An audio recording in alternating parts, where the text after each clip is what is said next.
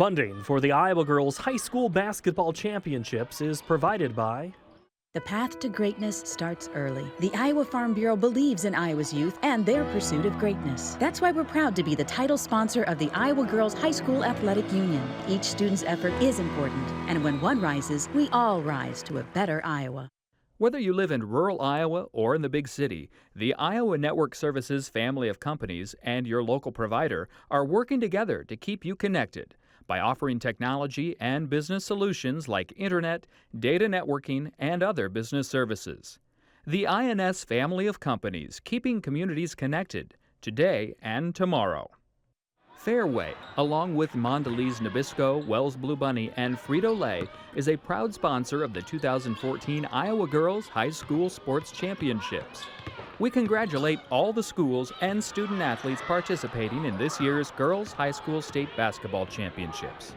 Fairway, proud to care for the places we work and live. By Musco Lighting, the sports lighting specialist, providing lighting systems for you, your project, and your community. Iowa banks know you want honest advice about how to best reach your financial goals, whether it's financing and education, buying a new home, growing a business, or funding retirement. Iowa Banks, Iowa Values. MyIowaBank.com. Mid-American Energy, diversifying the ways we generate electricity by investing in wind generation capacity in Iowa. Information is available at MidAmericanEnergy.com. Mid-American Energy, obsessively, relentlessly at your service. You may know right where you belong. Helping you get there is our job. At DMAC, we connect what you want in life to what you do for a living. With more than 150 programs, transfer degrees, and short-term certificates, DMAC can position you for a great career.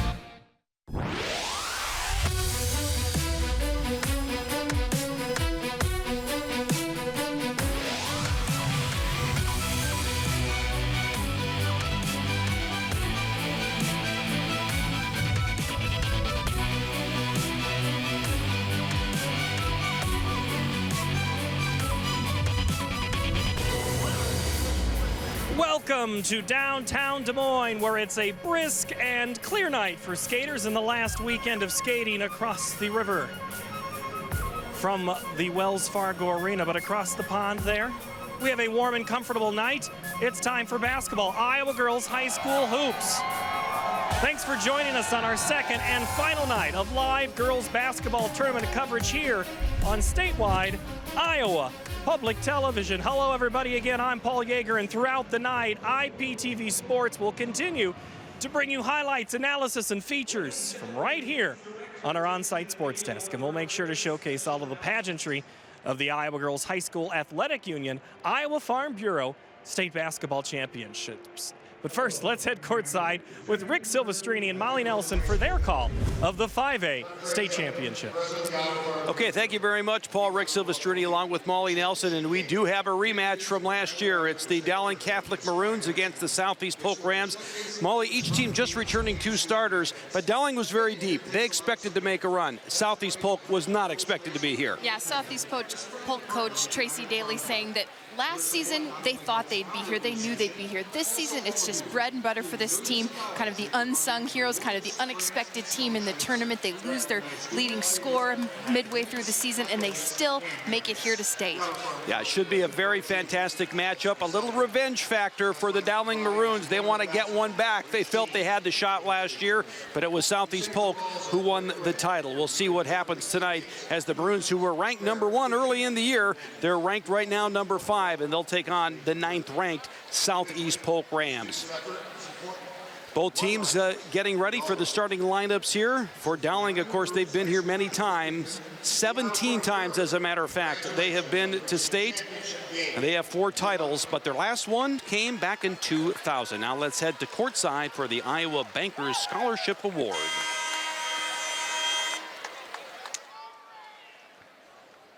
The Iowa Bankers Association presents the Student Athlete Achievement Award to student athletes at the state basketball tournament that excels on the court, in the classroom, and in her community.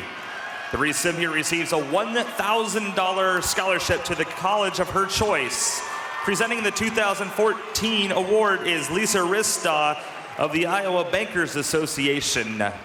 The 2014 Student Athlete Achievement Award winner is Hayden Butler from Dowling Catholic High School.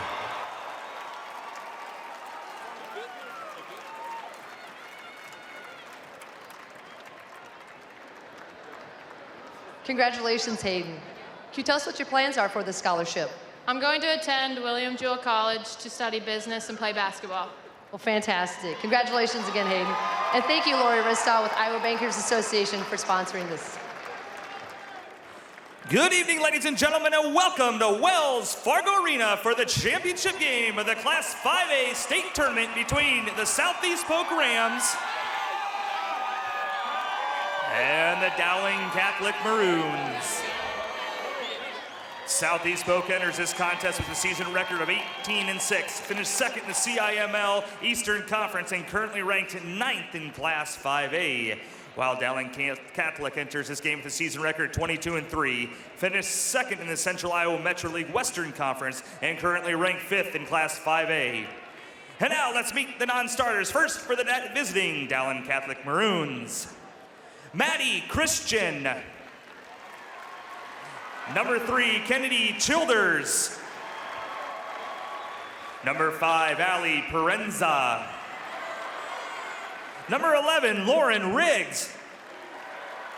Number 13, Sarah Mashad. Number 21, Callie Anderson. Number 23, Claire Lawler.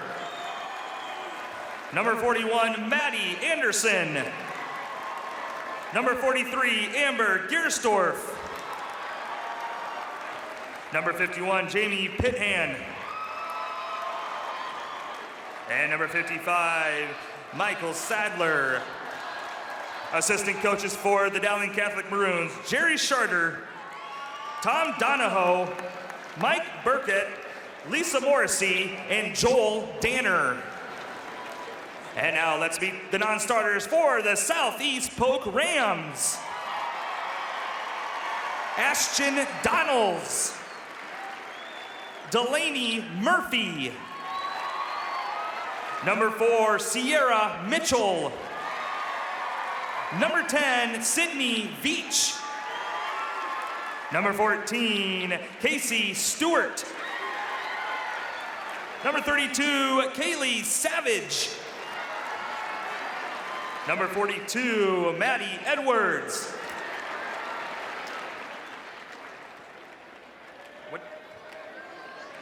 We have number 20, Anna Zelinovich.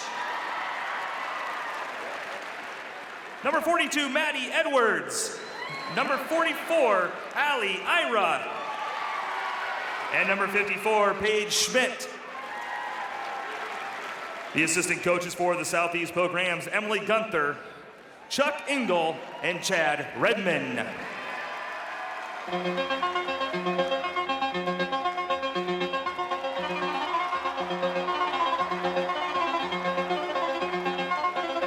And now let's introduce the starting lineups for the Class 5A championship game. For Dowling Catholic, a 6'1" senior, number 25, Lucy Sarcone. And for Southeast Polk, a 5'7" junior, number 2, Shelby Ewell. For Dowling Catholic, a 5'7" senior, number 31, Hayden Butler. And for the Rams, a 5'9" junior, number 22, JC Hinker. For Dowling Catholic, a 6' sophomore, number 33, Becca Hinter. And for Southeast Polk, a 5'6" senior, number 30, Jessica Cole. For Dowling Catholic, a 5'10" sophomore, number 35, Marin Daniel. And for Southeast Polk, a 5'10" senior, number 34, Eddie Minkwhite. For the Maroons, a 6'1" junior, number 45, Audrey Faber. And for Southeast Polk, a 5'8" sophomore, number 40, Abby Pinkwhite. Coaches for the Dowling Catholic Maroons is Bob and Sharon Hansen, and the head coach for the Southeast Polk Rams is Tracy Delaney.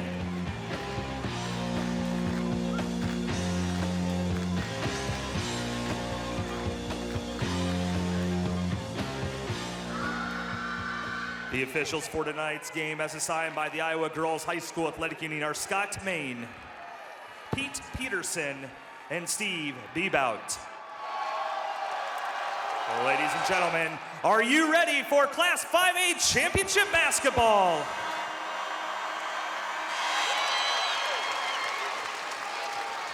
Those are your starting lineups, and we are ready to go. The 5A Championship, just the second year of Class 5A in the state of Iowa. And the Southeast Polk Rams trying to hold on to that claim of the only school in the state to claim a 5A title. They're ready to tip it off here at Wells Fargo Arena. Rick, neither team had to come far tonight to cheer on their teams. One from West Des Moines and one from Runnels. And Dowling will start off. Hittner passing it outside, now around to Faber on the wing. Maroons in their dark away uniforms. The Rams in their home white. Here's a bounce pass up high, now down low to Sarcone. She's doubled. They kick it back out. Shot up, no good by Butler, rebounded by Sarcone, and she traveled with it. Let's talk about keys to the game. First for Southeast Polk, you saw it there, they need to protect the paint. That includes rebound. Don't let Dowling get some offensive rebounds. Faber and Sarcone are a big 1-2 punch inside. Also, Southeast Polk needs to control the tempo. Dowling is going to try to slow this game down. Southeast Polk, don't play their style. Be patient. Don't break down on defense when Dowling is being so patient on offense. Hinker with the left-handed runner off the glass, and it's 2-0 Southeast Polk. Keys to the game for Dowling, use that size advantage. Faber and Sarcone, the big 1-2 punch, the big high-low combination. They can score inside and out, so can Hittner, and they need to defend the three. Dowling needs to defend the three. Southeast Polk, 9 threes to beat Valley, 10 threes to beat Waterloo West here at State. They're shooting 44% for the tournament from the three-point line. Shot missed by Dowling, and now Southeast Polk on offense again. Driving in is Cole, and it's blocked by Sarcone. Hittner with the rebound. The Maroons will push it up. Daniel going inside. Sarcone wide open on the baseline. Misses the shot. Offensive board, and we've got a tie-up, and it will be a foul on J.C. Hinker. Sarcone left wide open that time. Had an easy one, just couldn't get it to go. See Bob and Sharon Hansen there, 25 seasons at Dowling. 40 years they've been involved in Iowa girls high school athletics in some way or another, coaching at several schools, won a state championship at Des Moines East and 4 of them at Dowling Catholic. Over 700 wins, 5th all time in the state of Iowa. 2-0 Southeast Polk early on. 5A title game from the capital city, Wells Fargo Arena. Inside they go to Faber. Baseline shot is good, and we are tied. Faber made the all-tournament team for this Dowling Catholic team in 2013. She's an all-state player this year. Just under 5 to go here in the first. 6 to go here in the first. Nearly a steal by Hinter. Tries to save it, goes into the media row, and it will be Southeast Polk ball. Becca Hittner, just a 5'11" sophomore. So much fun to watch her play. She can rebound. She'll bring the ball up the court. She shoots outside. She shoots inside. Definitely a D1 prospect. Yeah, definitely. We're talking to several D1 coaches who are looking at her right now. Rams nearly lose the ball. Now they're back on offense. All tied at 2. Bounce pass. And cutting in and scoring is Annie Penquite. Penquite had 14 points in the championship game last year. Polk won that one 43-34 over Dowling. Here's a three-pointer, and it's up and in by Daniel. No, make it a 2. It's a long two-pointer, and we're knotted at 4. 5:19 to go here in the first. In the corner, this shot up and out. No good that time by Butler. Excuse me, Jessica Cole, and now Dowling brings it down. Maroons on offense in a tie ball game. Short jump shot up and in by Daniel. Dowling takes the lead now 6-4. Here's Hinker. She gets triple. They kick it outside. Three-pointer on the way, and that's an air ball by Annie Penquite. And Southeast Polk has been very good from the three-point line in this tournament. Again, shooting 44%. They made 10 of those. 10 threes. They only made 15 field goals in the game, Rick. 10 of them were threes to beat Waterloo West to get themselves into the championship game. Well, they're both so efficient. Southeast Polk 45% from the field on the year. Dowling 52%. And from downtown, the edge there really goes to Dowling as well. They hit 43% and Southeast Polk 39. So they both can shoot the ball, that's for sure. This one's no good on the rebound and back up by Sarcone, though, outside. Here's a three-pointer, and it's rattled in that time by Hayden Butler. And Dowling Catholic using the height advantage there. 2 offensive rebounds in a row. Biggest lead for Dowling. It's 9-4. The runner doesn't go, and the rebound by Butler. Gets it out to Faber, and now Butler will take it up. Under 4 minutes to go in the first quarter. 5A championship game. Rick Silvestrini and Molly Nelson from Wells Fargo Arena in downtown Des Moines. Final game of championship week inside to Sarcone, and she's fouled. That foul will go on Annie Penquite.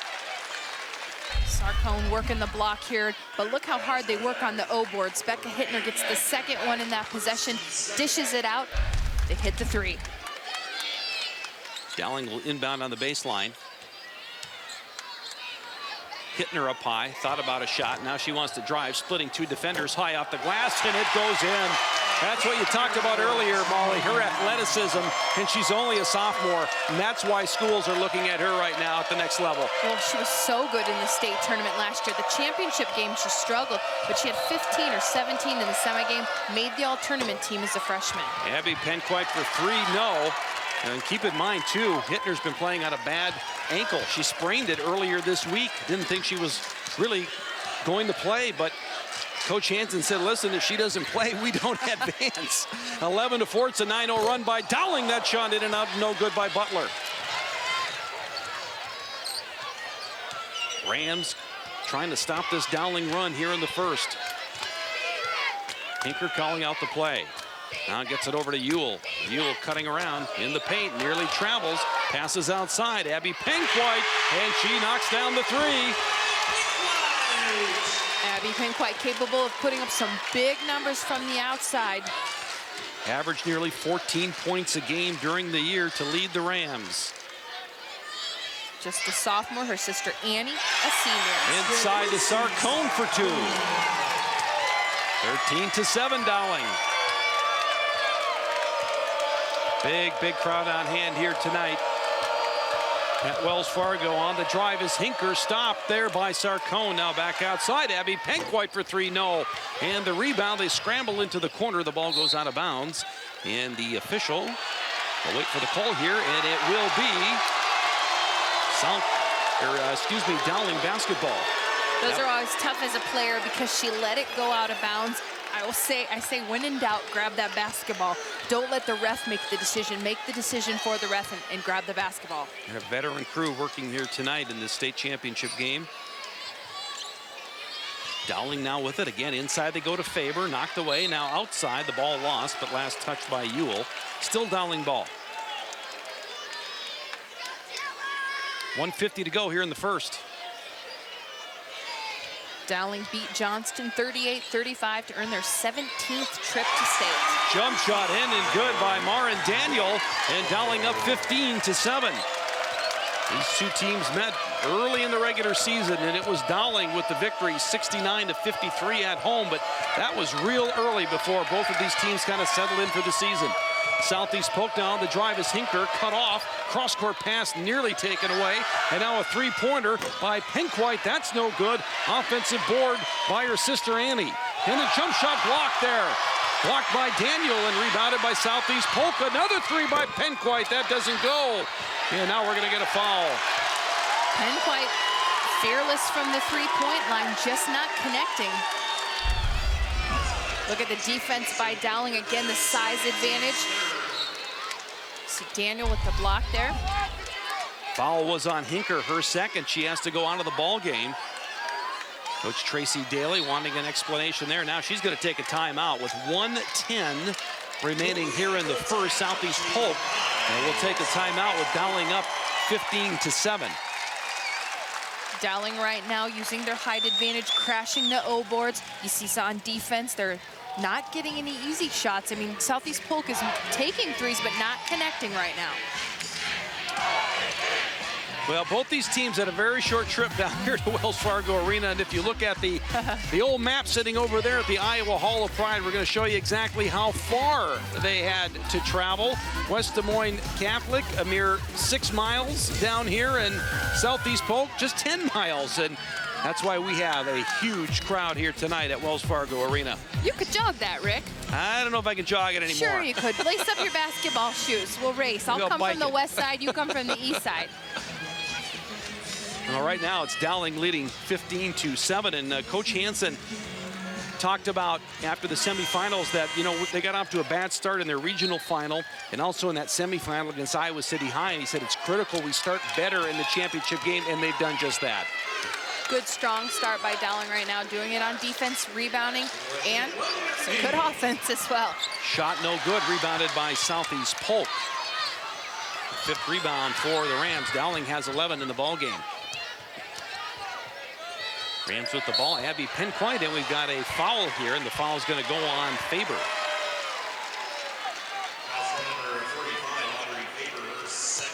That is 2 on Faber. So I'll have to keep an eye on the foul situation. Hinker with 2 for Southeast Polk. 44 seconds remaining in the quarter. Rams cut off the play for the last shot if they want. Annie Penquite on the dribble. The Dowling starters will play the bulk of the minutes for this team. They don't go real deep. They can, but the Dowling starters log a lot of minutes. Ewell with 26 seconds. Now to Abby Penquite, and the runner doesn't go. Rebound by Ewell. It's up and in, and the foul. And the Rams showing some rebounding guts of their own, getting in there. It doesn't matter that they're taller. Go in there and get a rebound. Be tough, push somebody around. That's exactly what happened here.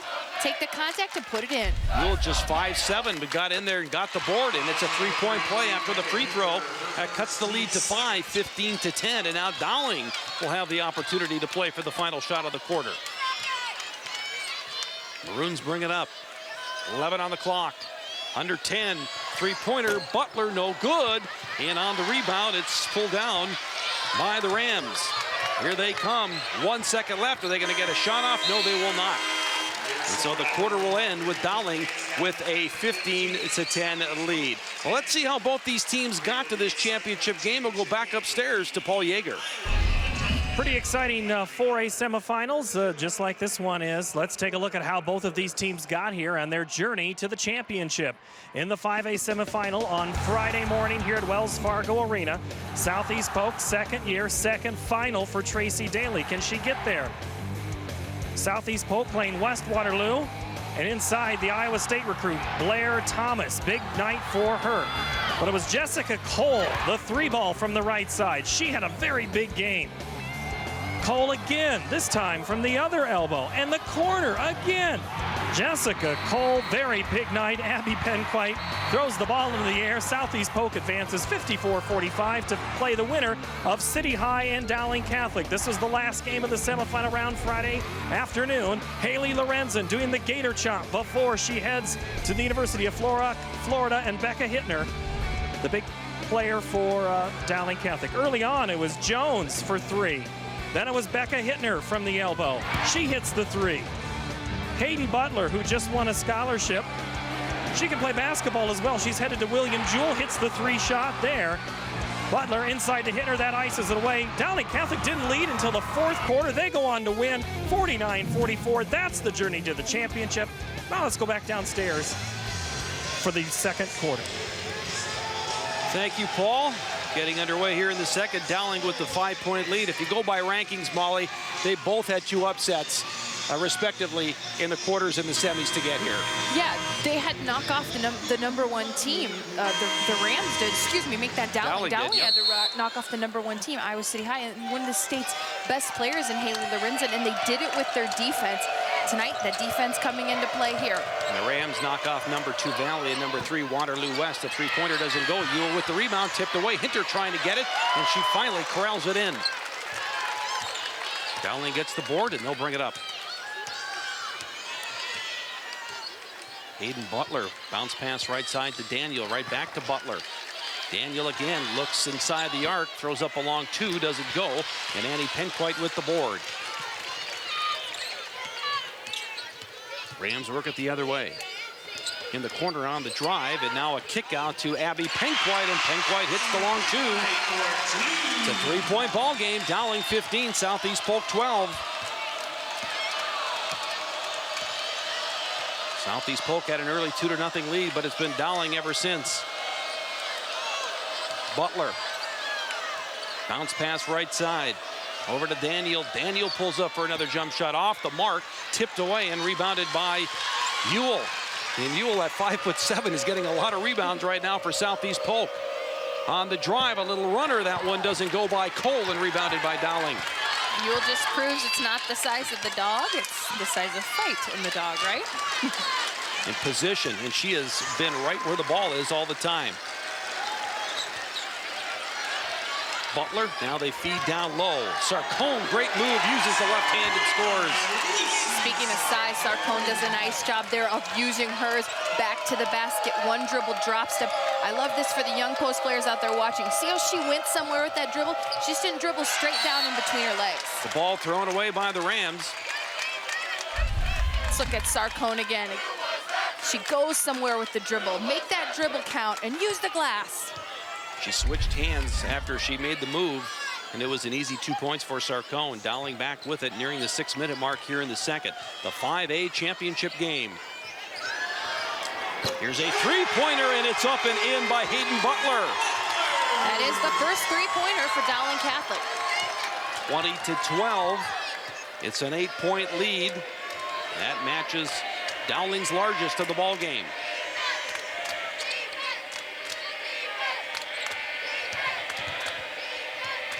Cole with it, now passing up high to Allie Ira. Ira with the runner, no, and it's rebounded by Hittner. You see Hittner grab the rebound and bring it up. Coach Bob Hansen talking about his 5'11" standout sophomore, saying she's always ready to go and she has no fear to take big shots. Inside Faber this time, and she's fouled. Now they're feeding it to either Faber or Sarcone, and this time Faber makes the Rams pay. Faber made that all-tournament team last year, had a great tournament, scored 45 points in the tournament. The last time these two teams met, she came up big too, 15 points, 6 rebounds. Make that the regular season game. She had 15 points, 6 rebounds. Makes the first. Faber leads the team in scoring, in rebounding, in block shots. She's just a junior. Faber comes from a long line of athletes. You might have seen the Des Moines Register. They had a nice feature. 22 players this week were children of former state boys tournament participants from Iowa and other states. Faber's father, Tom, was on the 1981 state team for Dowling, and her grandpa, Harold, was on the state championship team in the 1950s. She makes them both. Sierra Mitchell, by the way, checked in for Southeast Polk, and she's on the dribble right now. Mitchell, just a freshman. Still dribbling, bounce pass in the corner. Here's a three-pointer, and it's good. Knocked down by Allie Ira. So Ira for 3 in the corner, and now Dowling the other way. Daniel to Butler, feeding again inside, but this is tipped away. Faber gets it back. Daniel, three-pointer. No good this time by Butler, and the long rebound goes to Southeast Polk. 22-15, and we have got a traveling violation on the Rams. Southeast Polk, we know they're a good outside shooting team. They told us after the game, that semifinal game, they love this gym. They love shooting in this gym. They lit it up last year. See them lighting it up in this one. Abby Penquite right back in for the Rams of Southeast Polk. 4:21 left here in the second. Again, Butler And Daniel just passing back and forth now inside to Faber, and a foul. That's going to go, see who they call it on. Jessica Cole will pick up the foul. That's her second. And now Southeast Polk is going to make another substitution. It's going to be Anna Zelenovic. And, you know, we're seeing the Rams here probably use more players than they would like because of some foul trouble. Credit Dowling crashing the boards, getting it inside and putting them in that situation. Zelenovic is just a freshman. Pass nearly thrown away. Hittner has it up high. Now back in the corner to Daniel, back to Hittner. Left side, wide open. Butler takes the three and buries it. Butler's got 9 in the ball game. Dowling by 10, 25-15. There's a three-pointer by Pinkwhite that's short and rebounded by the Maroons. Well, you don't see Dowling run much. When they get the rebound, they're going to get back into their offensive set and methodically work it in. Here's a jump shot, and it's up and good. And Marin Daniel hits it. It's a 12-point lead for Dowling. They prove you wrong that time. 3 passes, that's not many for Dowling. They're usually 5, 6, 7, 8, 9, 10 passes before they're looking to score. Zelenovic to Ira. Now on the drive, Addie Pinkwhite, and she scores. Makes a nice move around Faber. Faber thought she got pushed. Well, Faber has 2 fouls. Take it at her. Pinkwhite recognizing that. Put your head down and get to the basket. 10-point game, Dowling by 10, nearing the 3-minute mark here in the second.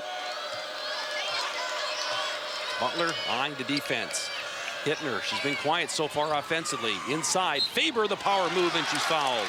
Big mismatch there.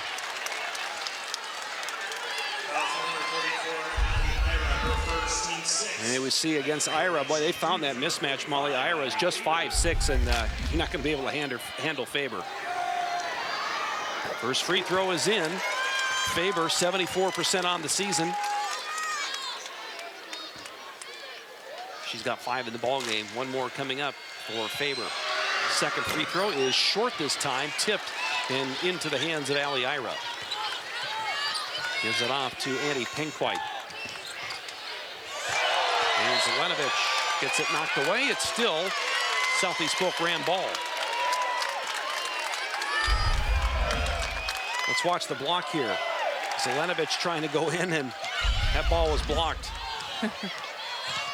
Loose ball, Rams, a little 13-foot jump shot, and it is good by Allie Ira, and the foul.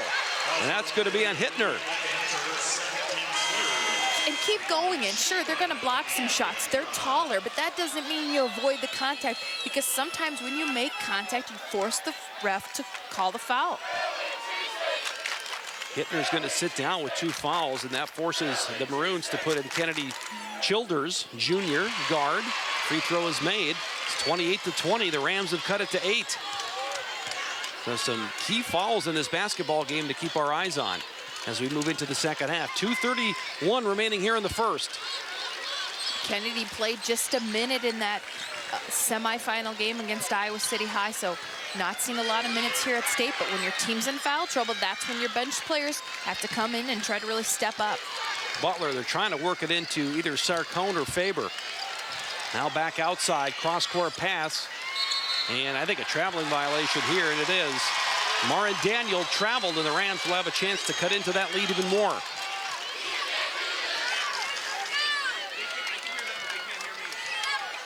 Nearing the 2-minute mark here in the second.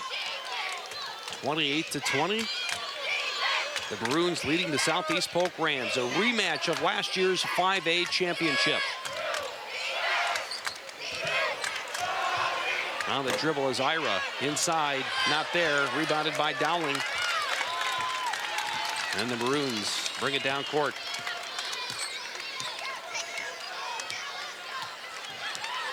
Hayden Butler looking over the defense. Long cross-court pass to Daniel. Now Childers' shot is no good, and lots of contact there, and we will get, they're going to call the foul or just an out of bounds? Just out of bounds. So Southeast Polk gets the ball back. Coach Tracy Daly telling her Rams to be patient. And patience is usually what Dowling thrives on. They love to be patient, whether it's offense or defense. But cutting in and slashing through is Allie Ira for the score. And it's a 6-point game, 28-22. And Rick, I know Southeast Polk got here with three-point shooting, but I think this game they win by driving in, causing foul trouble, getting to the hoop.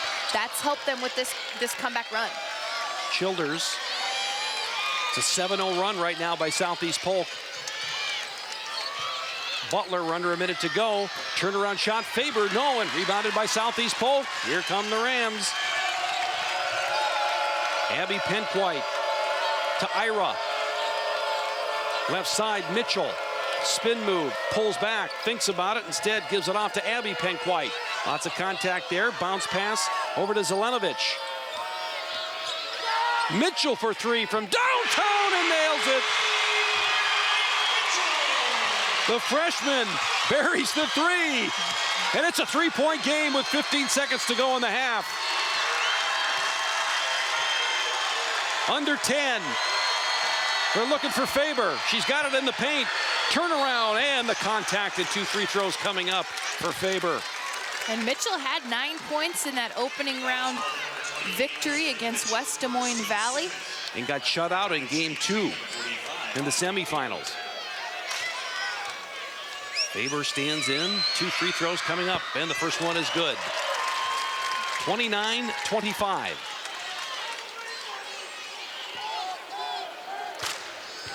Faber 15 points and 5.5 rebounds on the season.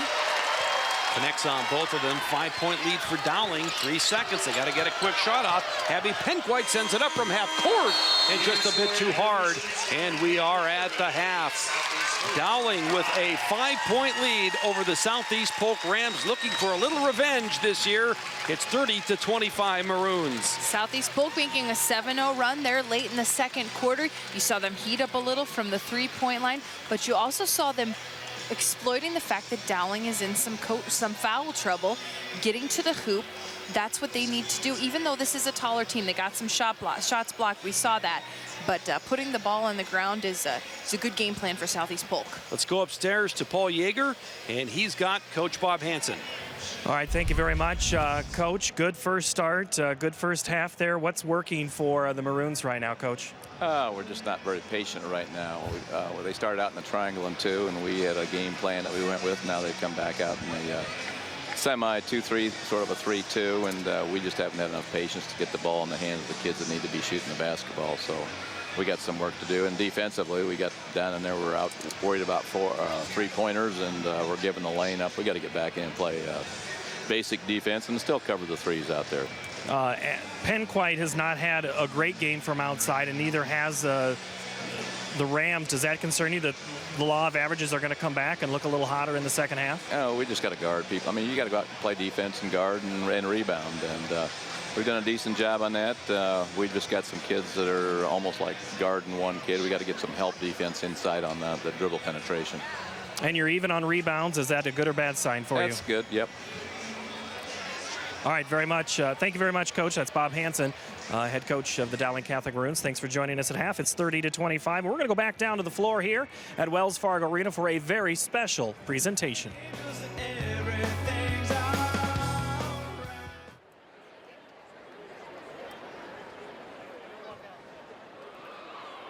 The E. Wayne Cooley Scholarship was established in 1991 as a tribute to the man who guided the Iowa Girls High School Athletic Union from 1954 to 2002.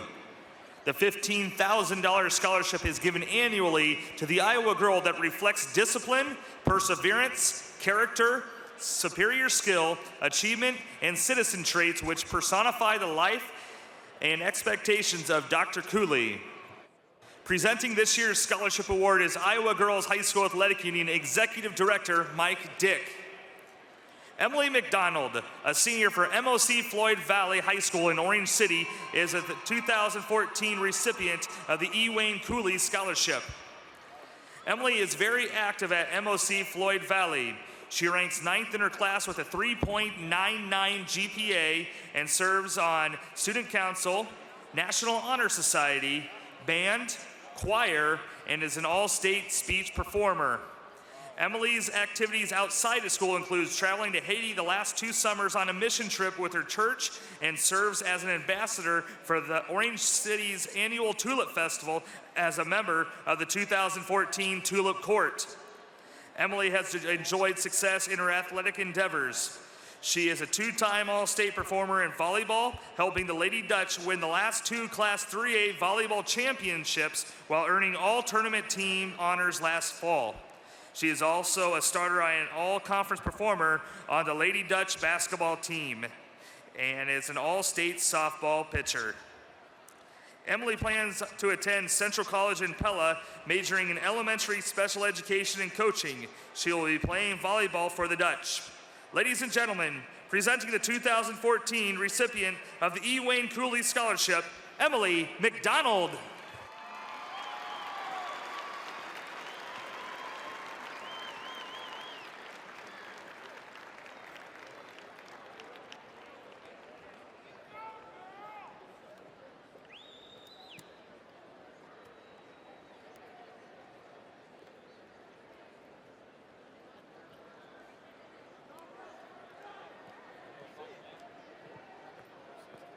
The Jack North Award is the highest honor the Iowa Girls Athletic Union awards to the individual. The award has just been given 14 times in the 87-year history of the Iowa Girls High School Athletic Union. Presenting tonight's award is Iowa Girls High School Athletic Union Executive Director Mike Dick and Assistant Director Jason Esslinger. This year's recipient of the Jack North Award is Chuck Schaffner of Ankeny. Chuck has been a generous friend to the Iowa Girl. He has covered Iowa high school sports and state championships for 34 years for the United Press International and the Associated Press until his retirement in 2005. Following his retirement, Chuck joined the Iowa Girls High School Athletic Union Hall of Fame jury in 2006 and has chaired the volleyball, basketball, track and field, and softball jury since 2007. He continues to be a familiar face along press row at the state basketball and state softball tournaments, and also assists announcer Mike Jay at the state track and field meet. Chuck also chairs the Drake Relays Committee, high school selection panel, and is an advisory committee member for the Drake Relays Hall of Fame. In addition to his outstanding coverage of Iowa high school athletics, Chuck was a national women's college basketball writer for the Associated Press from 1994 to 2005. He coordinated the start of the AP Women's Basketball Writers Pool and started the AP All-American teams in women's basketball. He covered women's basketball at 5 Olympic Games, along with numerous men's and women's regionals and Final Fours. Ladies and gentlemen, presenting this year's recipient of the Jack North Award, Chuck Schaffner. Accompanying Chuck tonight is his wife, Pam. Congratulations, Chuck.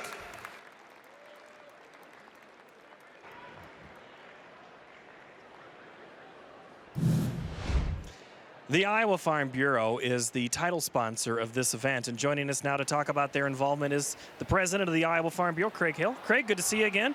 Nice to see you, Paul. You're a busy guy this week, you know. You're busy down there all the time, but the union and the Farm Bureau have a great partnership. Why is it important that the Farm Bureau is involved in an event like this? Well, we have been a great partner to the Girls Union, as well as a title sponsor of this tournament. And Paul, I'll tell you, this is one of the best girls basketball tournaments in the country. And we know that we're showcasing Iowa here. We're showcasing these young athletes. But some of the best things about Iowa, teamwork and hard work and sportsmanship and all that's displayed here.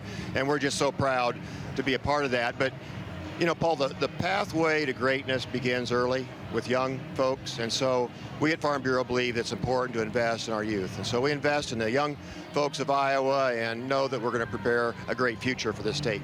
And your involvement goes beyond basketball and the tournament games. Tell me about some of the other ways that your organization helps out.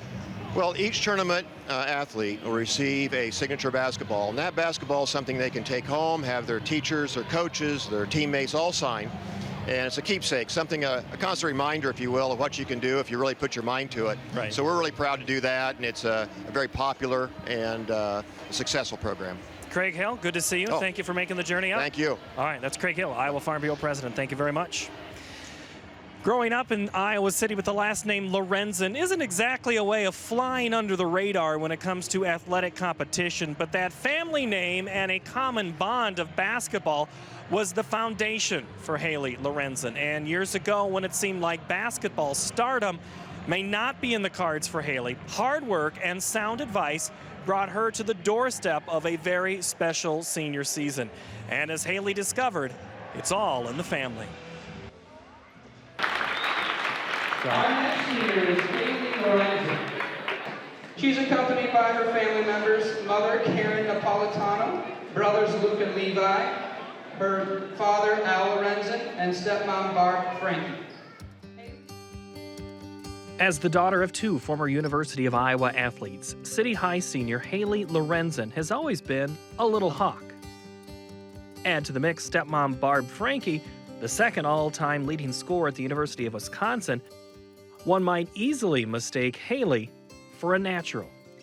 I started in about 6th grade. That seems a little late, actually, for most people, because you hear most stories, they start at like 5 or 6. I kind of changed as a player from starting at literally the bottom, being on the end of the bench all the time, not playing in games. There was a bit of a period where I kind of ran like I had bricks in my shoes. I came from Long Island, and I came on a field hockey scholarship. There's always a thought, I think, or a natural inclination when you're an athlete that you want your child to be an athlete. Haley's transformation on the basketball court it's really fun.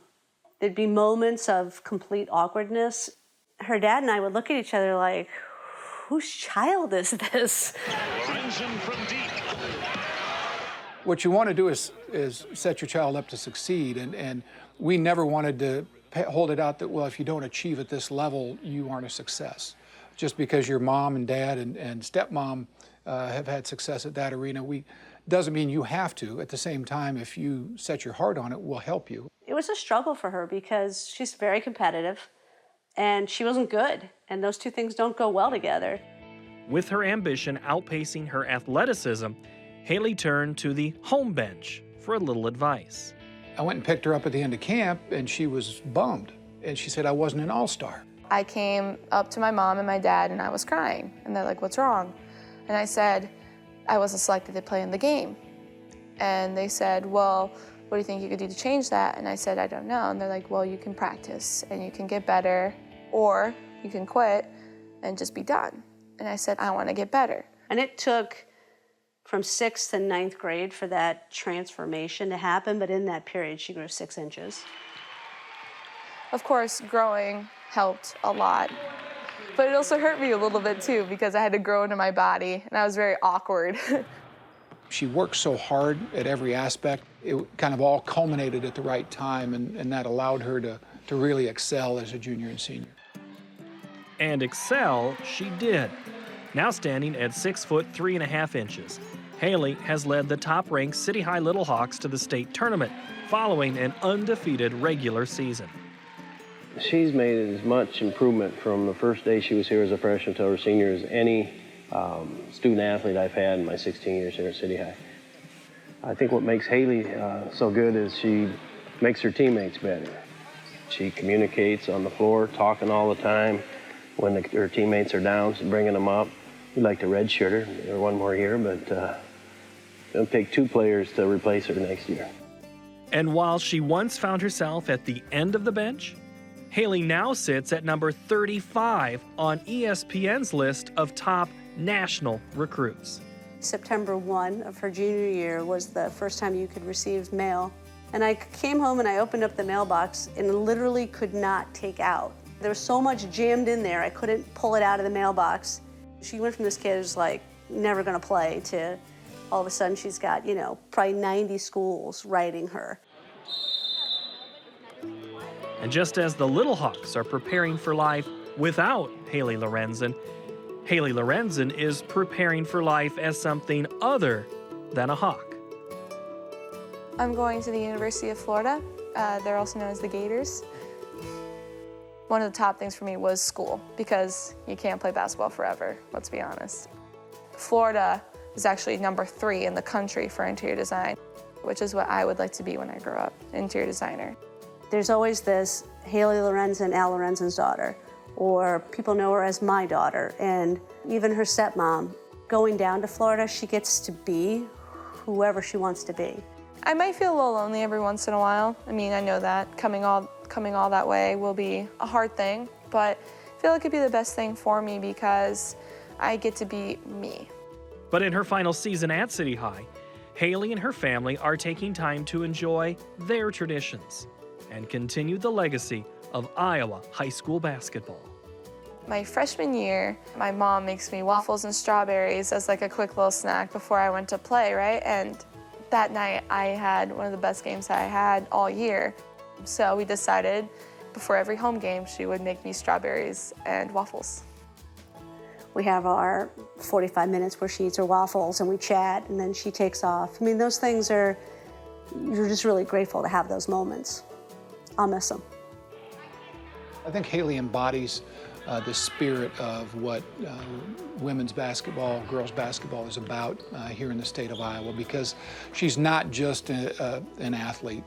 She's a well-rounded person. She's going to grow into an incredible woman as she continues to mature, and ultimately that to me is what the tradition of girls basketball in this state is all about. One of the biggest things my dad always emphasizes is you focus on your effort and everything else will come naturally. Coincidentally, Haley Lorenzen and Paige Greiner, who we featured during halftime of today's 3A game, grew up playing AAU basketball on the same team. They traveled all over the state together as kids, and they've remained close, attending each other's high school games when possible. And I bet they watched each other's features on Iowa Public Television as well. And I'm sure they'll follow their careers as they advance in college. But let's look at this first half of this very good Class 5A game here at Wells Fargo Arena. It's the 5A championship. Southeast Polk and Dowling early on. Becca Hittner outside to Hayden Butler for three. Butler, the big shot early on for the Maroons. They had a 9-4 lead at that point. Give and go underneath to one of the Penquites. That's Annie right there for two. And then it's kick left side for Marin Daniel. It's 15-7 at that point. Let's move to the second quarter. Butler for three after the pass from Daniel. Then it's Hittner to Butler again from the left side. She has 9 points, all of them via the three. On the drive, Ali Ira inside for two. Pulls Polk within 5. Then it's a three-pointer from the freshman, Sierra Mitchell. They're within 3 at that point, but that's as close as the Rams would get. It's 30-25, Dowling Catholic. And joining us now at the half is Dr. Tony Pappas from West High and Bill McTaggart of City High. Gentlemen, good to see you. Tony, I'll start with you. Southeast Polk, very good basketball team. You have a very good team of your own. What is Southeast Polk doing right in this first half? Well, they're hanging in there. They're moving the ball, Paul. And if they can get loose for a few more threes, they'll be right in the game, even make it a really tough game on Dowling.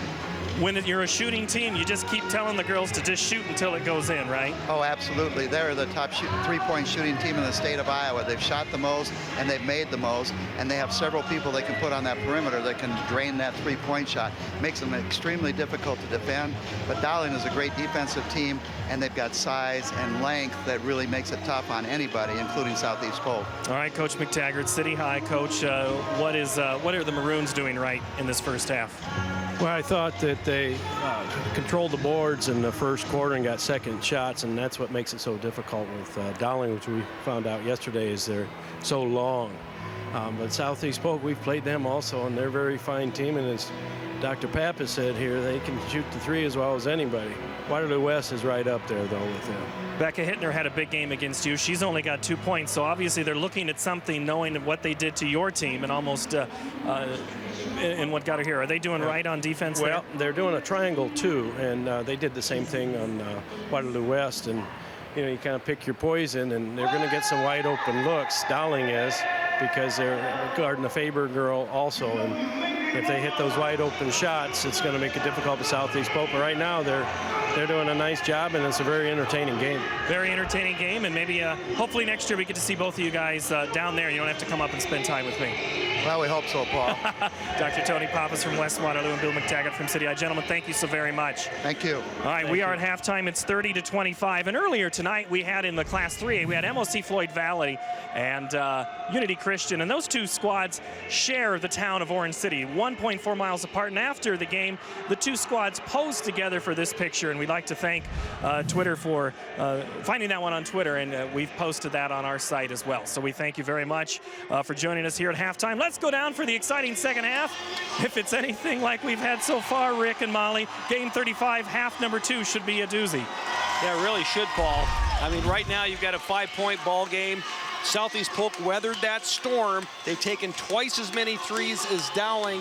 Will they start to fall in the second half? They've only hit 3. They love shooting in this gym. The girls have told us that. They feel like it's home here. They shot here last year. They love being here at Wells Fargo Arena.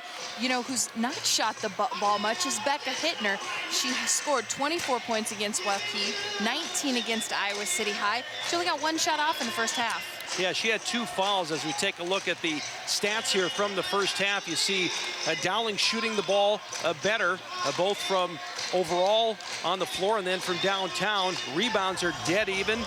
Dowling with way more assists in the ball game and points in the paint. Ironically, Southeast Polk leads that category, but you know, sometimes that's a stat you got to qualify a little bit, because Dowling is getting the ball inside, but they're getting fouled a lot. That's correct, so they're shooting some free throws. Another stat worth talking about is bench points. Southeast Polk right now, 11 bench points. Dowling, 0. 8 of those are Allie Ira. She's come off the bench to score big for the Rams. Now you see the game leaders here. Hayden Butler, 9 points, and Allie Ira off the bench with 8. And we'll see if Hittner can get going in the second half. She's been the big offensive force for Dowling in both the quarterfinals and the semifinals, and doing it all with really one good leg. She's had a sprained ankle earlier in the week, and the Hansons weren't even sure, Molly, she'd be ready to play Wednesday, but what a gamer she is. She has played both games, but Southeast Polk has really kept her in check. You heard both coaches at half say that triangle and 2 defense for Southeast Polk. They're going to key on Faber and Hittner and make everybody else beat them. And Coach Hansen talking about on offense, the Maroons need to show more patience. That's the brand of basketball they play. That's the brand of basketball they coach. He wants the right people getting the shots off. And when he said that, he meant Hittner. She needs to get more shots in the second half of this team. Yeah, when I was talking to him after the semifinal, he put her in a very big category, and he's talked about good players and great players, and he's already calling her a great player at this young age. And Hittner goes right in, gets her own rebound, and puts it up again off the glass. No, so 2 shots for Hittner. She gets another offensive board, tries to feed Sarcone, and now Dowling will slow it back down and reset the offense. Battling away. Hittner frustrated on offense. I can see it a little in her face, but what I love is she's still going after the ball, getting the O boards. Dowling nearly loses it as they try to go inside again. Butler, the ball in the corner to Sarcone, back to Butler. Now they feed Faber. Faber, they crash in on her, turnaround shot, in and out, no. On the rebound, Sarcone trying to battle away, but Southeast Polk comes up with it. Annie Penkwhite with the board. Rams trying to cut into this lead even more. Just a 5-point ball game here in the third. Penkwhite gives it off to Hinker in the corner. 3-pointer for Abby Penkwhite. 2-point ball game. Abby went 1 for 7 from 3-point land in the first half. We knew that wouldn't last long. She's a great outside shooter. Rams are going to keep chucking it up from the outside and hope that eventually the law of averages works in their favor.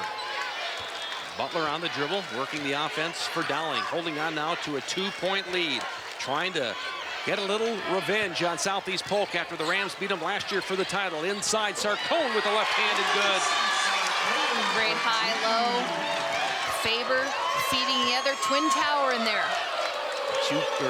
4-point lead now for Dowling, 32-28, just underway here in the third quarter in this 5A championship game. Annie Penkwhite puts one up, and that's no good. Rebounded by Dowling. Marin Daniel with the rebound. Talk a little bit about the triangle and 2 defense. So what happens here is 2 players for Southeast Polk are playing man-to-man on Hittner and Faber. The other 3 girls play a zone defense in the form of a triangle. There's a baseline jump shot, too hard that time for Daniel, rebounded by Southeast Polk. Rams going to run this time. Quickly, Hinker into the front court. Three-pointer on the way, and Abby Pinkwhite misses it, rebounded by Faber.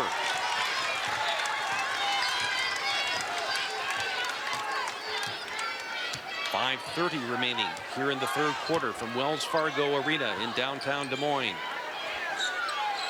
Butler, inside they go, turnaround shot for Faber, and it's good. Faber with 9 in the ball game. It's 34-28, 6-point lead for Dowling. Annie Pinkwhite passing it over to Ewell. Up high now for Hinker. She stops top of the key. Around that screen is Cole. Now she's stuck in the lane. Passes it back to Hinker. Ewell going in for the bigs, and it's blocked there by Sarcone, but now a foul, and it looks like it's on Hittner, and if it is, that is number 3 on her. Let's look at Sarcone again, using those long arms, and then you see Becca Hittner there right at the end, puts the arm down, gives the ref a reason to blow the whistle, and she picks up her 3rd foul.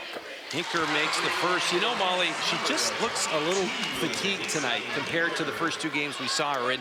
When you're playing with an injury, that can start to catch up after a while, especially when you have to play 3 games in 3 days. Or in 4 days, actually. Makes the second. It's a 4-point ball game, 34-30. Hittner was big when these teams met during the regular season. She had 22 points when Dowling won 69-53 out at Southeast Polk. They go inside to Sarcone, and she scores. 36-30 Dowling. Well, the Hansons are going to leave Hittner in with 3 fouls. They may not have a choice. Hinker passes it off to Annie Pinkwhite. Now over to Cole. And a loose ball, and it's picked off by Hittner. She's going to go all the way, and it's a clean block and out of bounds. She's looking for the foul. It will be maroon ball. The 5'7" Ewell comes in and blocks the shot of the 5'11" Hittner. Great steal here by Hittner. Takes it all the way, but look at the hustle by Ewell. Great defensive play. And Allie Ira checks in for Southeast Polk. Still Maroons ball after the block out of bounds. Hittner drives in, and this time she scores just her 4th point of the ball game. 38-30, Dowling now back up by 8. Hinker in the corner for Pinkwhite.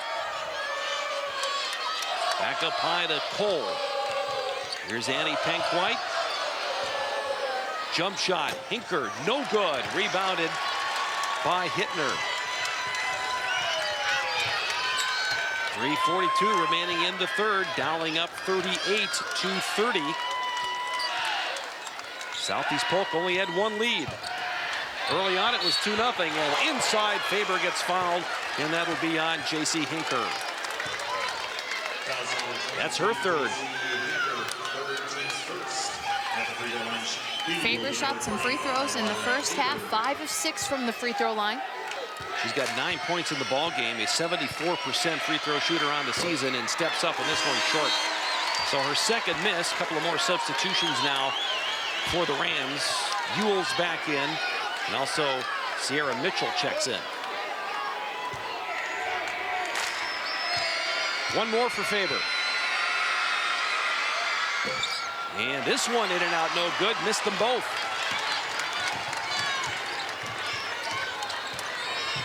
Annie Pinkwhite, Faber coming out to guard her. Pinkwhite's going to drive on her, and the foul's on Faber. That's number 2 on her.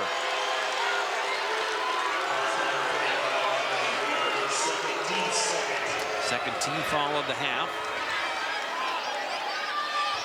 Southeast Polk with just 1 foul here in the second half. 3:21 to go in the third. They'll lob it in. It's corralled there by Sierra Mitchell. Mitchell, just a freshman at 5'6". Gives it off to Ira. Ira had a big first half. This shot, no, and rebounded by Butler. Butler behind the back dribble, and she'll trot it up for the Maroons.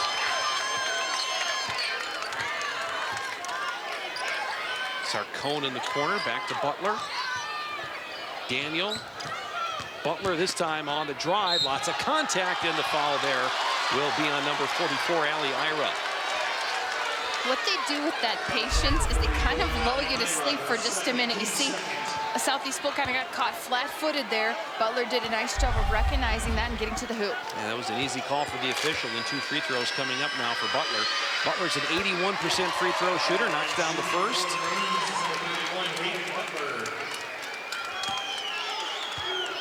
Dowling back up by 9. This to make it a 10-point lead. It's good. Southeast Polk now 0 for their last 6. And they dug themselves another 10-point deficit. Annie Penquite knocked away nearly out of bounds and saved that time by Ira. Now Ewell with it. Back to Ira, kicks it out to Ewell. Cross-court pass, three-pointer, Abby Penquite, that's short. And an offensive board pulled down by Sierra Mitchell.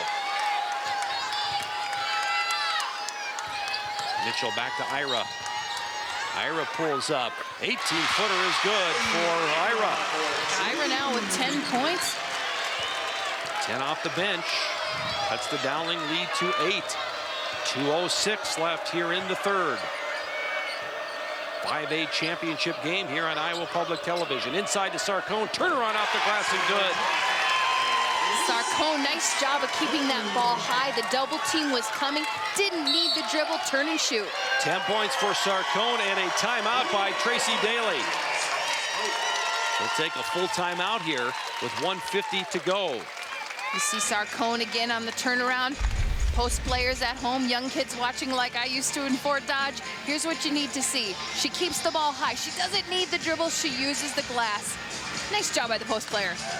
Yeah, and all the high school basketball, girls basketball I watch, that's one thing I do see a lot of when the big girls have problems. It's when they catch the ball and want to put it right on the floor, and that allows those little players to just knock it away. Those little pesky guards like to take it from us, Rick. I know. If I might have had a few more points in my day if I would have got rid of the dribble. Well, let's see what Coach Tracy Daly is telling her Rams. One possession and then go back to 2. Back to 2, but we've got to pick up, right? If we play defense aggressively, doesn't matter what we play, but right now, you're letting them do it, and then you're reacting to what happens, and what's happening is a 2-foot shot. Okay, let's go. Hey, run fusion on offense, get some shots. Team on 3, 1, 2, 3. Tracy Daly coaching up her team. This is just her second season. She won it all a year ago in her inaugural season with Southeast Polk as the head coach. She coached some in Missouri, but moved to Southeast Polk when her husband got the principal job at Southeast Polk Middle School. Right now, though, her team is down by 10. Mitchell to Ewell. Ewell, the left-handed runner. That one's blocked. Offensive board, though, by Ira trying to get it up, and now Ewell is fouled, and that is number 4 on Becca Hittner. That's big. That's big for the Rams. Good job of sticking in there amongst those taller players, staying with it. Hittner now with 4 fouls. A big loss for Dowling as she will have to go to the bench. Yeah, Kennedy Childers is going to come in, and the free throw is good. And the Hansons took a gamble there by letting her stay in. And now she has picked up foul number 4 with 1:33 left here in the third. Second free throw is good. Ewell, an 83% free throw shooter on the season. It's a 42-34 game. 8-point lead for Dowling. One of their top players, though, on the bench with 4 fouls. It was a year ago that Hittner played in the championship game for Dowling as a freshman. Just 2 points in the championship game, but she had 17 in a semifinal win over Mason City. Yeah, you could see the talent already last year. Made the all-tournament team as well. Yep. Dowling now nursing that lead, 42-34. We'll see what they do. Here's a jump shot, taken and up and in by Childers, who came off the bench. And what a big shot for her. It's a 10-point lead now for Dowling. Ira gives it off to Mitchell. Annie Penquite. Annie wants to drive in, and she's fouled, and count the bucket. That's going to be on Hayden Butler. Annie going to Nebraska of Omaha next year to play basketball. You see her putting it down on the ground. She doesn't care if there's 3 maroon jerseys there. She's going to the hole and makes the bucket. Free throw up and completes the 3-point play. That cuts the lead to 44-37. Well, if you're the Rams, now is when you have to make the run with Hittner on the bench.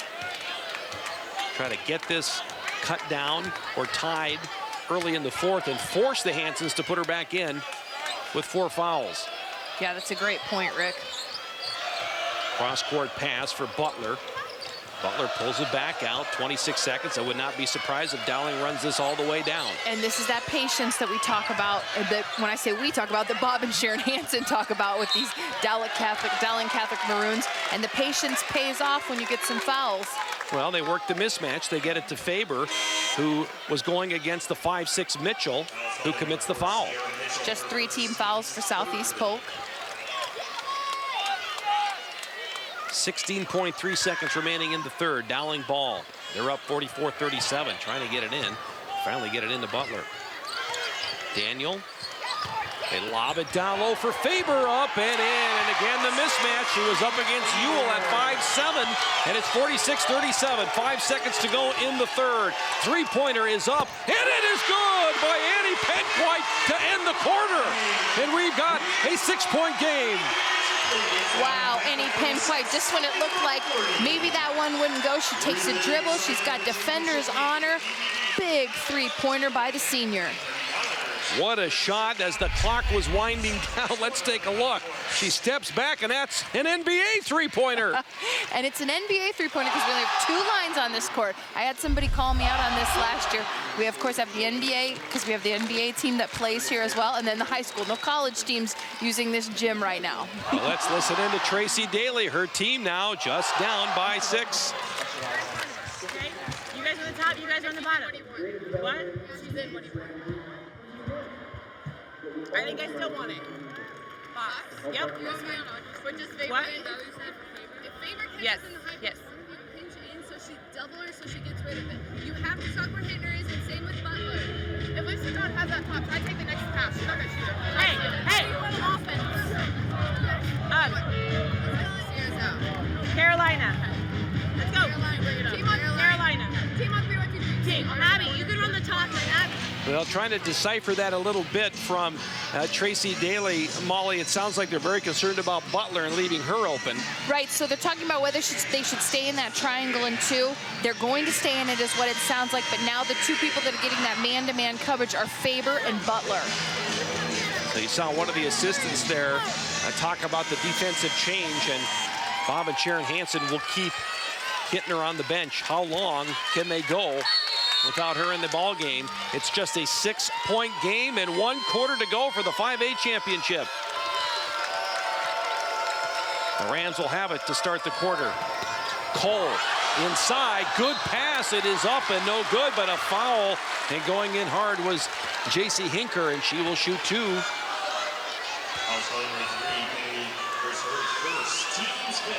Kennedy Childers picks up the foul. Free throws coming up for Hinker. Hinker 64% on the year, and this one's not good. One more for Hinker. Second one on the way, and missed them both. And rebounded by Sarcone. 2 big misses there. Still a 6-point lead for Dowling. Southeast Polk has trailed virtually the whole game. Butler, long cross-court pass. Again, you see this methodical offense work. They're not going to rush anything. Cross-court pass again to Butler. Now they go baseline Sarcone, 7:23. Faber working hard in there on the block. Now Childers said, hey, I'm open, give it to me, but now it was too late as the defense adjusted. She's got it on the wing and shaking her head no. Now back up high for Daniel. 7:09 left. You can kind of tell the crowd getting a little restless here, even the Dowling crowd who has seen this offense all year long. I asked Bob Hansen, how do you get young girls to be so patient on offense? Sarcone for 2. He said it's the league they play in. It's the CIML. These 2 teams both in the CIML, not in the same division, but played each other in the crossover game this year. Dowling won that one. He said the tough competition allows us to play that style of basketball. And a tie-up will have a jump ball, and it will go to Dowling. You're right. Coach Hansen said, listen, we play all the best teams. We've seen it all. We're prepared. And here's where the patience pays off. Just when the defense maybe locks the knees for a second, takes a rest. You see Sarcone driving to the hoop. 8-point lead for Dowling, and they've got the basketball. So they have the luxury now of keeping Hittner on the bench with that 8-point lead.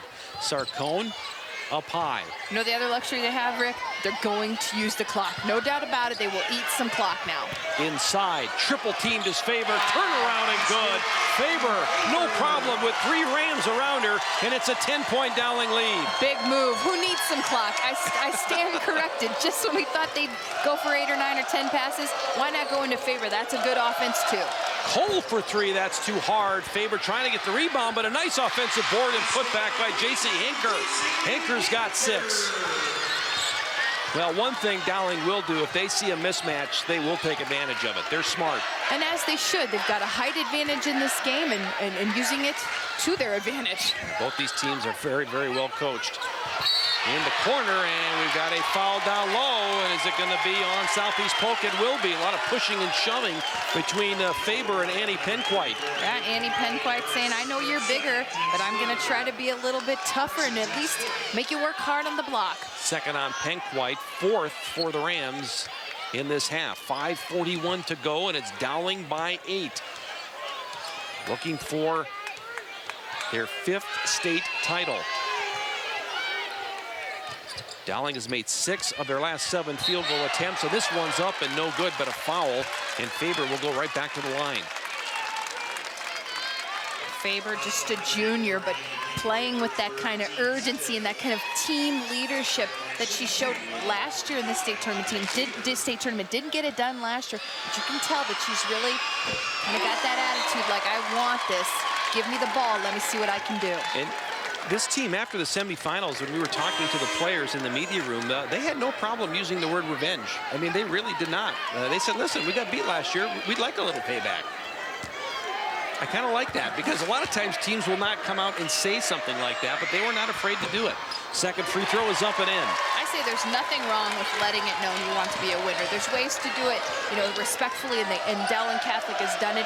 But this is a team that wants to win a championship. They probably wanted to since the beginning of the season. 52-42, 10-point lead right now for the Maroons, nearing that 5-minute mark. Three-pointer, it is up and it is good by Sierra Mitchell. The freshman knocks one in. Mitchell having a big game after just playing limited amounts here at the state tournament coming on. He averages 3.5 points per season, scored 9 in the quarters, but was shut out of the semifinals. Sarcone will just hand it off to Butler. And again, Hittner sits on the bench with those 4 fouls. We'll see when, it's kind of like a game of chicken. When are the Hansons going to flinch and put her in? Right now, they're holding on to a 52-45 lead. The Hansons with 40 years of coaching experience, they know when. I think they know more than we do. that is so true. The fouls on Annie Penquite. The Hansons, state championship teams at 3 schools in 3 decades. That was her 4th, and here she comes. They make the decision. At the 4:34 mark. Hittner is back in, so we'll see if the Rams will undoubtedly change their defense, and they are going to put one girl on her and a foul. So Abby Penquite quickly fouls Hittner, and you see the advantage of putting her in the game. She's got good skills, you know, though, Rick. She did kind of throw that arm a little bit. Hittner's got to be careful here. That could have been an offensive. It could have been an offensive foul. 17 foul as Tracy Daly looks on, and Hittner goes to the free throw line.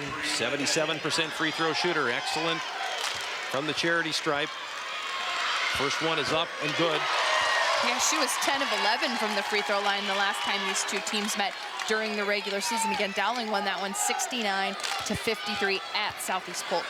Second one, and this one is no good, and rebounded by Hinker. 53-45 Dowling. Southeast Polk has had a play from behind nearly the entire basketball game. Annie Penquite for 3, in and out, no good. Offensive board, though, missed and pulled down by Faber. And now is where the clock becomes a factor, nearing that 4-minute mark, and you know Dowling is going to use a lot of it. In the corner is Daniel, inside Faber. Faber, no, and tries to get her own rebound, and she is fouled. And that means another 1-and-1 for big number 45. Great job of posting up in there. She stays low. Again, doesn't need the dribble. Turn and shoot. The defense is already there. There's nowhere to go with a dribble. She takes the contact. Faber's so tough in there. Impressive. That's Ira's third, and Coach Daly calls the timeout. She's not happy, talking to one of the officials. And she felt there's a lot of contact down low, and of course that foul when Hittner had the ball, but nonetheless, her team trails now 53-45, under 4 minutes to go. Let's see what Bob Hansen has to say to his Dowling Maroons. They're bringing it inbound. Got it? 1, 2, let's win 3. this thing right now. Let's go. Come on, let's go. Well, it was a quick talk, that's for sure. Didn't need too many words. Well, Sharon say, let's win this thing. That's about sums it up at this point. Yeah, right now, when you get under 4 minutes, a lot of it is about heart and determination. You know what to do at this point. Can you execute? At the line is Faber. She's got 15 in the ball game. First free throw is missed, the front end of the 1-and-1, and we're going to have a foul on Hittner, and that's it. She's gone. You know, Bob Hansen's upset at her. She said, what are you doing? You've got 4 fouls. Back out of there. Thinking the same thing Bob was. I mean, I feel bad for the sophomore. Kid me, I do. I feel bad for her. But when you have 4, you're not going after offensive rebounds like that. You just have to not do that. She's young. She'll learn. We'll see a lot of her. She's an excellent basketball player. And it's just a tough way to go out here in this state championship game. Huge foul now. 3:46 left. The Rams have a breath of life. 53-45. On the drive, Hinker kicks it out. Three-pointer, no good that time by Annie Penquite, but they get another shot at it. Here's Mitchell for 3, and that one's no good. And finally rebounded by the Maroons. 2 shots at a three-pointer. They don't get anything. It's 53-45. Dowling with the ball. Sarcone lobbing it into Faber. Quick move, and count the bucket and the foul. The foul is on Hinker, and that's number 4 on her. And Faber, again, making the smaller J.C. Hinker pay down low, and another free throw coming up for the big center. And Rick, you see how she does it with her elbows out? I just love that play. Make somebody foul you. Missed the free throw, but it's a 10-point lead for Dowling. We're nearing the 3-minute mark of the 5A championship. Can the Maroons win title number 5? Southeast Polk looking for back-to-back titles. Hinker gives it off to Mitchell. Mitchell for 3. It's up and in! Mitchell is fearless on offense. 9 points now. The freshman, who had 9 in the quarterfinals, matches that here in the finals. 2:42 to go. 55-48. The Maroons in the lead. Sarcone to Faber. Faber right side. Now Daniel pulls up, gives it back to Faber, who looks over to the bench. Hands it to Butler. And they'll just back it out and eat more clock. 2:20 remaining. And Coach Daly saying, get out and get on them outside. Now Sarcone, I think they're going to have to foul here, and they will. They'll finally foul Sarcone. And I think there was some confusion there as Annie Penquite looked over to the bench and said, was I supposed to foul or not? Check out Mitchell here. She tries to drive, nothing's there, so she says, I'll just hit a step-back 3. Big shot for a freshman. Now, the reason Penquite wasn't sure, because that's foul number 5 on her. And that's why she looked at the bench and said, was I supposed to do that? I had 4, but I don't think they had much choice. Somebody needed to foul. She isn't the one you wanted to do it. So now at the line is Lucy Sarcone, 64% free throw shooter on the year. And this one is up and good. Makes the first, 56-48. 8-point lead for Dowling with 2:08 left. The Maroons have not won a title since 2000. Second one up, and this one's good. Maroon fans on their feet. We're nearing the 2-minute mark. Jessica Cole around a screen. Outside, three-pointer on the way, and no good. Loose ball picked up by Sarcone, and almost thrown away. And in the corner, a loose ball, it's out of bounds. And the Southeast Polk Rams have it. Little sloppy ball handling there. And Sharon Hansen nearly jumped out of her seat because that should have been an easy pass, but Sarcone wasn't looking for it. And a steal here, a steal by Dowling. Childers comes up with it. 1:41 to go. They're going to have to foul her, and they don't get it done. Instead, they get it to Faber, and Faber is fouled. Now they would have been better off fouling Childers when they had the opportunity, and now Faber is back at the free throw line. Childers, a big steal, having to play some minutes she's not used to with hitting her on the bench. Their big sophomore on the bench with 5 fouls. And she is only a 50% free throw shooter. Instead, Faber is a 74% free throw shooter. She makes the first and has 18 in the game now. Second one for Faber. Good. 59-48, 9-point lead. And Tracy Daly will take a timeout for Southeast Polk. Might be the last chance here for the Rams. They got to make one final run.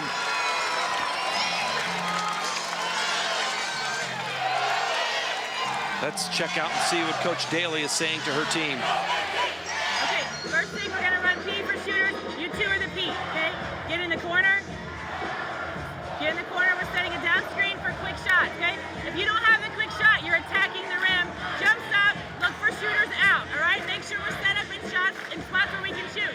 When the shot goes up, go get a rebound. We're standing there looking at it. We're not shooting well. We gotta get second, third shots.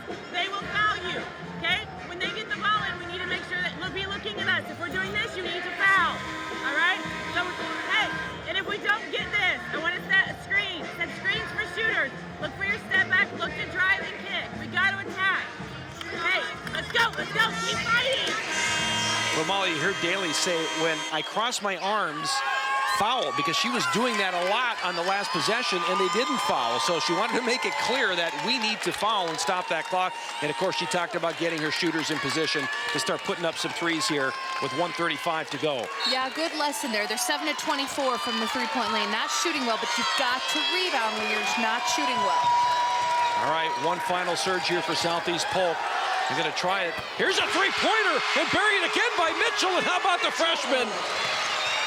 And a foul in the backcourt, and this time they foul Faber again, and she will go to the free throw line, but it's a 8-point game now. Boy, how about Sierra Mitchell? Just 10 three-pointers on the season coming into the state tournament. Coming up huge tonight in this championship game. I believe that was her fourth. Faber makes the first. 20 points now for Faber.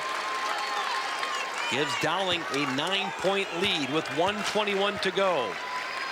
Second free throw is short, no good, and rebounded by Southeast Polk. The Rams have got to hurry now. 1:18 remaining.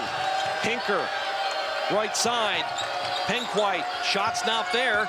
Now they'll go inside, and the block by Sarcone. Sarcone blocked it, and they go right back to Faber, and Faber is fouled, and she will head to the line. And let's take a look at the block by Sarcone, and I can tell you, Tracy Daly jumped off, and Pete Peterson, veteran official, told her to sit down because she nearly came to half court. And of course, the coaches, you can't get up when there's action in the game. Sarcone, a big night, 14 points, 7 rebounds. Faber's first free throw is up and in. Faber and Sarcone now have combined for 35 points, the two 6'1" combo for Dowling Catholic. The Twin Towers, and the second one goes in, and it's a 62-51 game. We're nearing the 1-minute mark. Southeast Polk nearly throwing the ball away. Mitchell gets it back. She's been hot, but doesn't have the shot there. Now to Cole. Cole pulls up. 14-footer is good.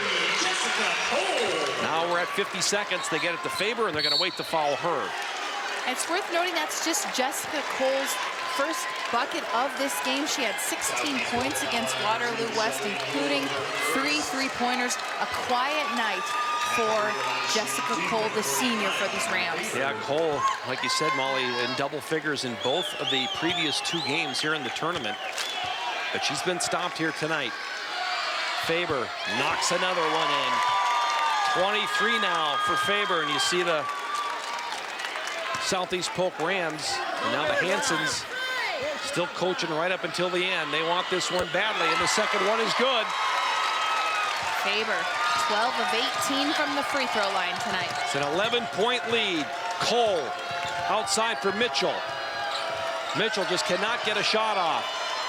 Now here's a three-pointer up and no good. And Sarcone with the rebound loses it out of bounds. And it will be Dowling ball with 32 seconds remaining. And now the Dowling fans can sense it. Pressure put on. Sarcone looking, still looking, as she wants a timeout. And Dowling will take his timeout. They've got plenty. 5 remaining. That's their first timeout. And Bob Hansen, who rarely takes timeouts. I mean, he doesn't really use them very often. He took 2 in the semifinal game right away. That's highly unusual for him. Yeah, he said that. He said he didn't like to do that. It's not something he wants to do, is take timeouts. Let's see what Bob is saying to his team. We got 4 more. Yeah, just make sure. Get the ball into her right there as much as you can. One of these 2 kids here. You 2 take the middle 2 slots. You 2 have the outside slots. Ready? 1, 2, 3. Didn't catch too much there, but you know, I think at this point, don't foul, don't stop the clock. There's only 32 seconds left. Get the ball in bounds, obviously clean here.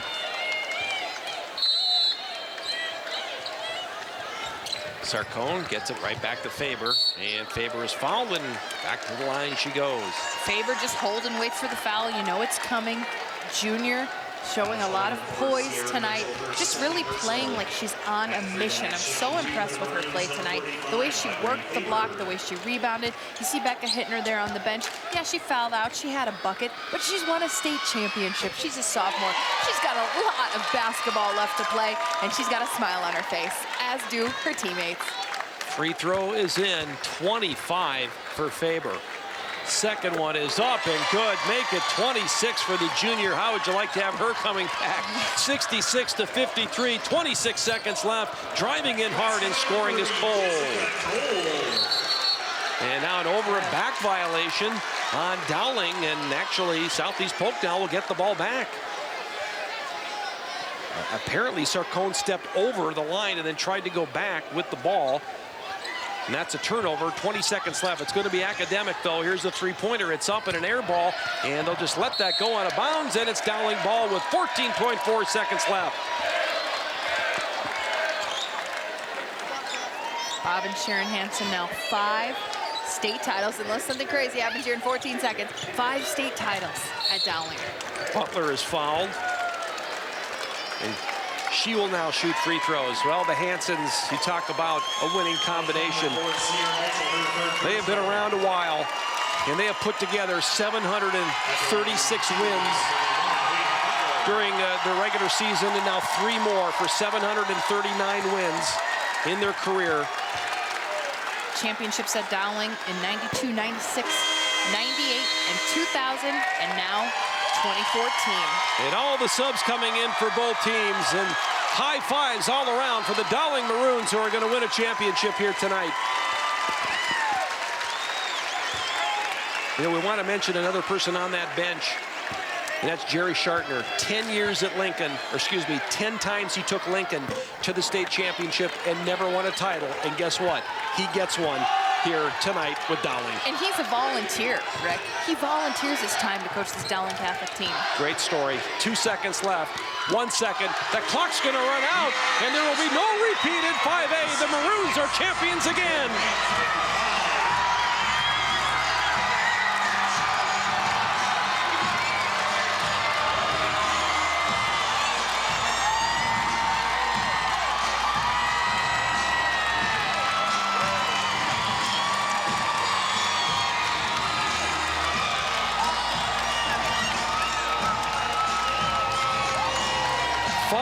State titles for Dowling Catholic, and the Hansons pull another one off.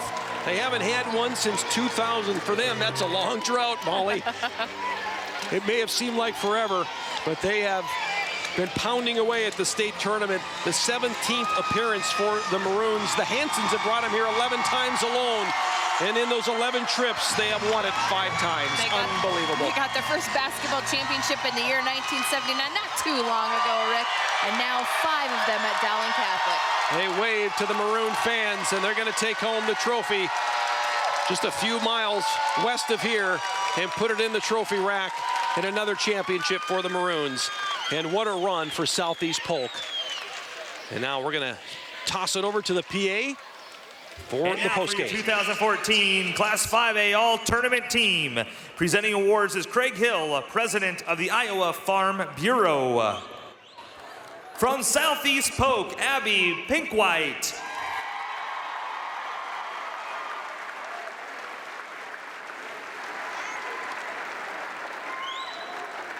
From Dowling Catholic, Audrey Faber.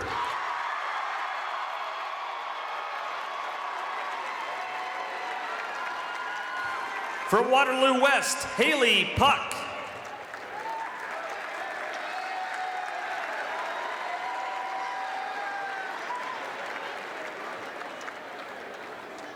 From Iowa City High, Kiera Washburn.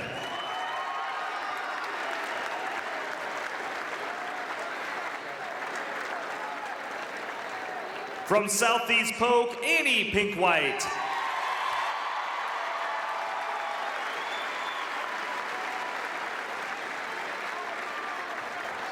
And the captain of the 2014 Class 5A All-Tournament Team from Dowling Catholic, Becca Hittner.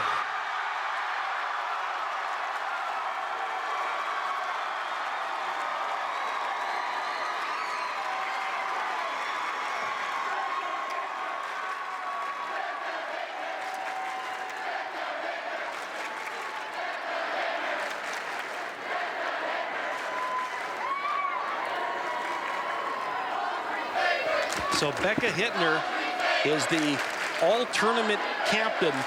It may have not been her best game, but she had 5 points and 5 rebounds. But keep in mind that in the quarterfinals, she scored 24, 19 in the semifinals, and she's done all this with an ankle that was sprained earlier in the week. What a gutsy performance. And now it's the runner-up trophy presentation. Your Class 5A runner-up is the Rams from Southeast Polk and Coach Tracy Daly.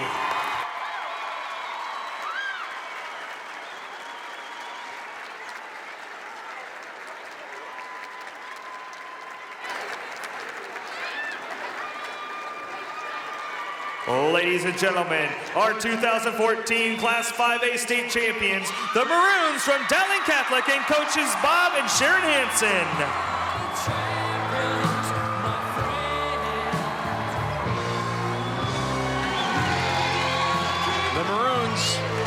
The Maroons are hoisting the trophy, showing it off to their fans, number 5 in their storied history. And the Hansons have done it again. What a combination at Dowling. And they give a little payback to Southeast Polk, who took the title from them a year ago on this same court. Now let's go upstairs again to Paul Yeager. 5 games, 5 great games here at the state tournament. Let's see how this one played out in Class 5A, the rematch between Southeast Polk and Dowling Catholic. We begin early in the first quarter. Hittner gets the steal, or controls it, gives it to Hayden Butler for 3. And then Southeast Polk, the beautiful pass inside to Annie Pinkwhite. That's Marin Daniel for the jumper from the left side for the Maroons. We go to the second quarter now. Hayden Butler had a big game shooting. She had 9 first half 3 points, or 9 points via the 3-point line, and there was the 9th of the first half. Sierra Mitchell, actually that's Allie Ira. Here's Sierra Mitchell for 3. The freshman comes up big for the Rams, keeping them in this ballgame. They end the half on a 7-0 run. Dowling by 5, though, at the break. Second half, inside. It's Lucy Sarcone. She had the great defensive night against Iowa City. She has a good offensive night. Again, Annie Pinkwhite makes the drive and 1. Rams within 7. Pinkwhite, the 3 at the buzzer. Huge three-point, pulled it within 6. That's about as close as they would come, though. In the fourth quarter, the Maroons took over. Marin Daniels says, fine, I'll drive. No big deal. Lucy Sarcone, that is, will drive. The freshman Mitchell doesn't know when to quit. She finished with 12, and the Maroons, their 5th state title, led by Audrey Favors, 26 points. Bob and Sharon Hansen get there for a 5th title. Let's go down to the court now and talk with Bob Hansen. I'm here courtside with Audrey Faber and Coach Bob Hansen. First, Audrey, 26 points. You had a great performance tonight. You played this team last year in the championship. You guys weren't afraid to say the word revenge. How did it feel to get that revenge? It's awesome. We've been working for it since the first practice of the season. We've all been focused for this game and wanted this game, so it's the most amazing feeling. We're all really happy. To young post players at home who are watching this game, I love your fundamentals. I love the way you work the block. What's the mentality when you catch that ball inside? I just try and be a threat in the lane, and if I do get double teamed or triple teamed, I just try and pass up to my team. It's trying to get the easiest shot for our team. You were a threat tonight. Congratulations. Coach Bob Hansen, if I would have told you that you would win this championship tonight and Becca Hittner would only score 5 points, would you have believed me? No, I was hoping she'd play a little bit more, but she got in, you've been playing ball a long time for Drake and all that, and you get that night where everything you do is just a little off and you pick up fouls. She had like 3 of those, but they did a good job in the triangle and 2, and we had prepared for this, and our other 2 kids did a good job, and then when we got back in, she's so aggressive. She was heartbroken not to play much more in this game, but the other kids stepped up and did a good job. And speaking of prepare, you're one of the best preparers in the game of basketball, you and your wife, your 5th state title. It's a cliche question, but I'm going to ask it because I want to know, how does it feel to win 5 state titles at Dowling? This one is really coming back from Creighton over there, and not coaching for 5-6 years, and coming back here now for 5 years. And Sharon said, I just can't do this college athletics, the AD. I got to get in there and work with kids, and to come back and to win one and to get close last year. And it's always on your mind, oh, wow, what if it happens again to you this year? But I told the kids, you only get here so often, so make the best of it, enjoy it, and really play well. Boy, we had some kids step up tonight. You and Sharon took some time off from coaching, but didn't miss a beat. Congratulations. Thanks a lot. Paul Yeager, a great 5A game. Back up to you. It has been a great week of basketball here at the state tournament with the Iowa girl directly in the spotlight. We've seen 5 champions: Burlington Notre Dame, Western Christian, MOC Floyd Valley, Harlan, and now Dowling Catholic. We've seen some tears of joy and heartbreak and also some lifelong memories. It has been an honor to bring you this broadcast to you across Iowa and across the world. We saw a city title tonight, redemption, and a rematch, and we thank you so very much for making us a part of your night and for joining IPTV Sports for our inaugural weekend of girls basketball tournament coverage here on Iowa Public Television. Stay tuned in the months ahead for tournament coverage of state championships in soccer, softball, and volleyball right here on IPTV Sports, your new home for the Iowa Girls High School Athletic Union State Championships. From all of us at Iowa Public Television, good night from Wells Fargo Arena.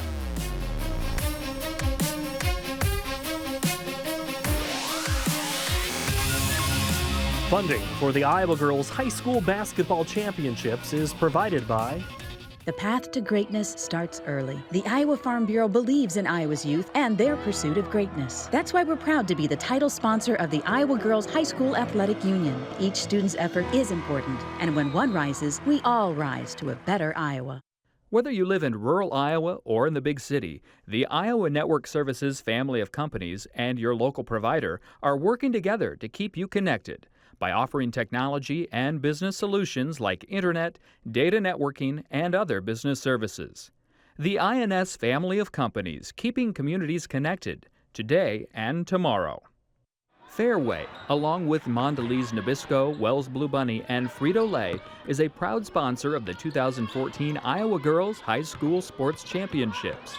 We congratulate all the schools and student athletes participating in this year's Girls High School State Basketball Championships. Fairway, proud to care for the places we work and live. By Musco Lighting, the sports lighting specialist, providing lighting systems for you, your project, and your community. Iowa banks know you want honest advice about how to best reach your financial goals, whether it's financing and education, buying a new home, growing a business, or funding retirement. Iowa Banks, Iowa Values. MyIowaBank.com. Mid-American Energy, diversifying the ways we generate electricity by investing in wind generation capacity in Iowa. Information is available at midamericanenergy.com. Mid-American Energy, obsessively, relentlessly at your service. You may know right where you belong. Helping you get there is our job. At DMAC, we connect what you want in life to what you do for a living. With more than 150 programs, transfer degrees, and short-term certificates, DMAC can position you for a great career.